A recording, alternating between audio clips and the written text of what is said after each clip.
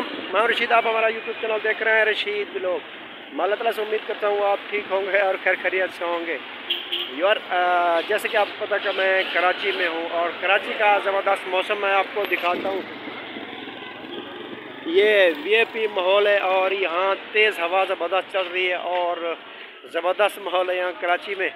और जो मैं कहीं बाहर नहीं जा सकता, तो इसीलिए मैंने कहा आप लोगों की थोड़ी सी मैं इंफॉर्मेशन दे दूं। और कुछ दिन के लिए मेरी वापसी है, तो जैसे मैं बाहर कहीं जाऊंगा तो आपके लिए वीडियो ज़रूर बनाऊंगा। तो आज मैं लेट हो चुका हूँ, बहुत लेट हो गया, और जिसके लिए मैं माजरत चाहता हूँ।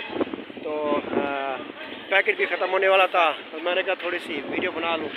हाँ, तो मार्का मैं इंशाल्लाह आप ऐसा तकरीबन 4-5 हज़ार के बाद हाल ही बता मैं अपना कराची ते इतना टाइम में को वीडियो बनावन का बिल्कुल ही का नहीं मिलता। इतना जो तो अगर पहले वीडियो जैसे छीना छपटी है तो ही संग डर थी ने, ठीक है जुआर।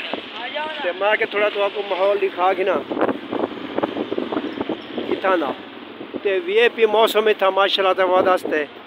तो इंशाल्लाह वाला जे वैसे मैं कितनी बार वीडियो बड़े सा वाला थोड़ा अपलोड करे सा।